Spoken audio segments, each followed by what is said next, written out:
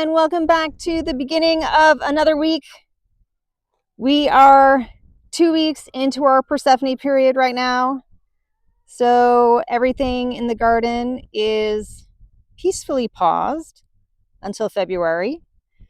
We got our first few nights of frost this week, and pretty much everything made it through except for my yacon. That guy definitely got toasted in the frosty weather. But everyone else is looking pretty good. So let's get started. So first off, I did pull up all of my ginger and I brought my lemongrass inside. So those are basically being protected that way. This is one of my Frederick passion fruit vines, which only just started really growing well this year. So I wasn't sure how cold it was going to get, and I just decided to cover them up because the weather was saying -2 to 3. It ended up only barely getting to 0, but better safe than sorry. In this clip, I was trying to explain that the frost has probably killed off the eggplants and definitely killed off the basil. I did manage to save like 6 plants prior to the frost, and those are in the carport right now, waiting to get potted up.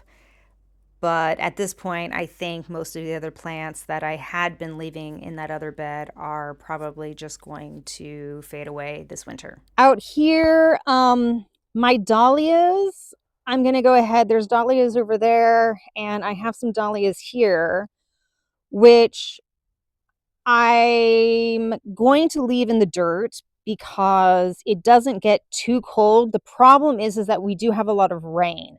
So the tubers might rot, but ultimately for me, if things don't survive in my garden, then I need to find something else because I just don't have the wherewithal to dig them up every year, put them aside, plant them back. So if they don't make it, they don't make it. And if they do make it, I'll be pleasantly surprised. Out in the chicken yard, you can kind of see how much rain we've gotten this week, quite a bit. I have not covered the citrus because I just didn't get around to it. And thankfully, the weather wasn't that cold. So I think everybody is fine. And this is the passion fruit that I did cover up. And I haven't uncovered it yet.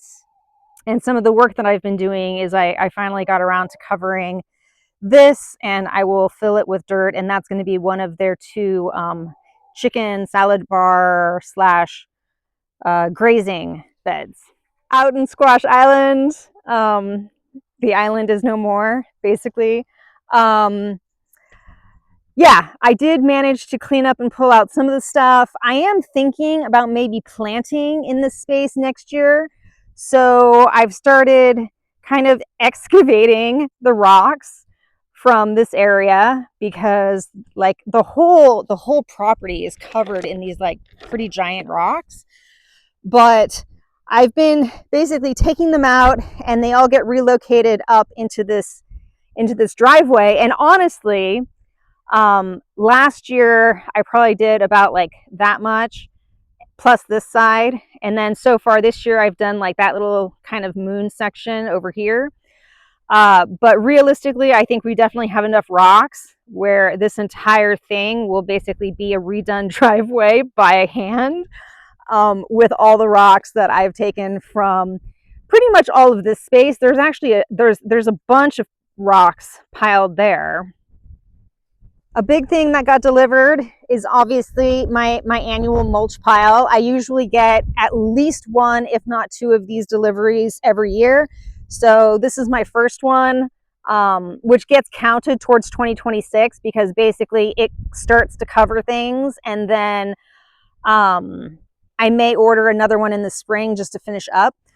I got around to mulching some of the grapevines way down there, and I'll go into the garden and show you what I'm doing in there.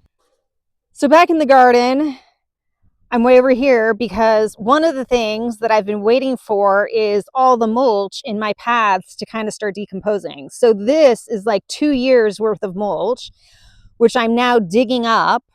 And while I'm at it and while I'm here, I'm also actually taking out all of my weed fabric. One of my regrets previously was putting down weed fabric. I should have just stuck to cardboard, but I didn't have enough cardboard when I was starting out. So now as I dig up the thing, I'm removing all of the weed block, which will get thrown out, unfortunately.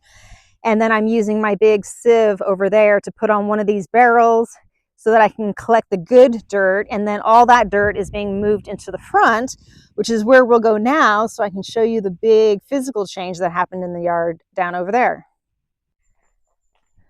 Okay, so we just came down from the garden. Again, you can see how much water we've gotten this week. But this is all the dirt that I've been collecting from the paths up there. Who someone's been digging all the worms out of it probably. But yeah, so as I collect it up in the garden, it's been coming down here. I will also use it to fill in the chicken space over there, and then I'll turn around and show you what's happening behind me. Basically, Francis and I relocated the trees. It's kind of sad and it's a little scary, but yeah, we spent some time and we removed the ornamental pomegranate and we removed the magnolia. I hate taking out like big established trees, but ultimately we did fall in love with that olive tree, and to make it happy and thrive here, it really needed the space. So this week we have somebody coming out to take out these stumps and bring the new tree in. So that's happening and should be exciting. So last week, I think I mentioned having 5 goals. I definitely didn't accomplish them all this week. And that's okay because we ended up doing some other stuff instead. But I am pivoting because I don't want to purposefully or unintentionally make myself feel like I'm always behind schedule. So I'm pivoting to just having basically 3 main goals.